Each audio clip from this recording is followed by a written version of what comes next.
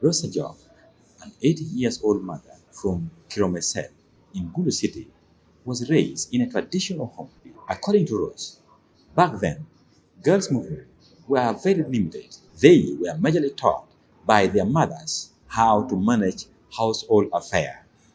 Wan may teach men an ki di ko won mo poro agi poro dugu wan ko di ko bano ko ko ngapu ko diang ko agi ko diang du non ko che por ka mo kro ga do non ko che du non cha ter de ter tu bu ko pi bu ki di cha ko ne ke lo cha lo ka ne de.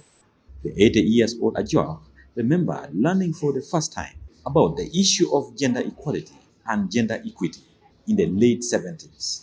And it was just a hearsay, nothing practical. Ben mo wa ne ko tuar pa mon mo mani chalo an nyo rom wa ne ki tuar ni ana tigi ker nyo tigi power pa pa wa che lu chi ka ma en le lo ka ne ni an ba lu ko no ko yot mo ko ni bi pe. According to Ajok, during their time, the practicality of women's rights was very limited at both family and community level.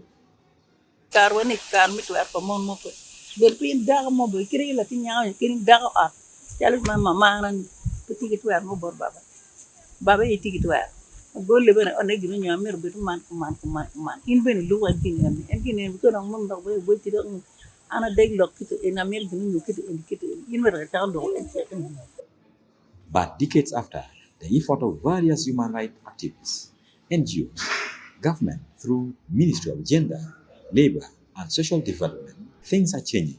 Different chiefdoms in Acholi are now reorganizing the effort of women by giving them a space in the chiefdom councils. Culturally, the woman back then was not allowed to do a number of things. But that alone we are now doing away with culturally. We really have all, like even if you come to the cultural institution of Acholi, we have the women section. They also sit the council of chiefs. They also contribute. So we do not now encourage any marginalization. We want the women to take part in the decision making in society. We have seen women become very, very good leaders in politics. Phoebe Ayo is a district speaker at Guru District Local Government. She is also a member of Patera Chiefdom Council. Ayo says the creation of women desk in the Council of Chiefs in various chiefdoms of Acholi is a sign that Acholi community has realized the value of women in their society. When we sit as the council, there is no restriction. You don't sit in a corner because you are a woman. We sit and we talk as a group of people, the men and the women. That is in a cultural setting. To me alone, that is already a move. It used not to happen like that. There is much more respect for women than it used to be those days. And I think we are beginning to drop cultural practices that press the women down, but we are looking at promoting what brings coherence in the family setting. Ayo is also glad to witness the Acholi Cultural Institution freeing women from various cultural practices that limit their participation in various cultural activities. The women were not allowed to eat chicken, but that is no longer the case right now. Then you'll be seen as an okani, meaning an odd person if you eat chicken. But that is no longer the practice at the moment. So we are changing, but also in terms of how resources are used in the homes, women are beginning to have a say. Nora Nyero, the proprietor of Lamara Studio, says the presence of women in the socio-economic development of Uganda is now being felt in women's engagement in business. I think women are quite empowered in northern Uganda in the sense that a lot of women are doing business independently.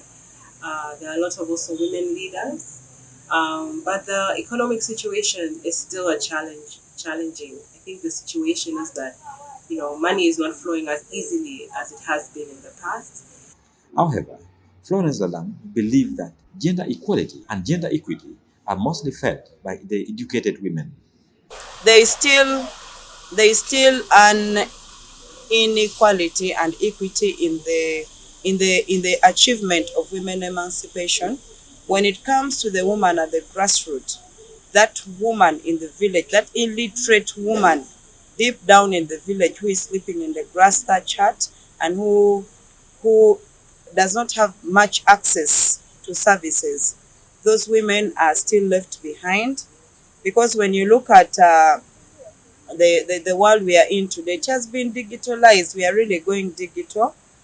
There's a lot of technological development which has left out this community woman. As Acholi women join the rest of the world in celebrating their victory in the fight against gender equality, there is a lot more which still need to be done to bridge the gap between the grassroots women and the elites. Stephen Okello for West Nile Television, Nilecast.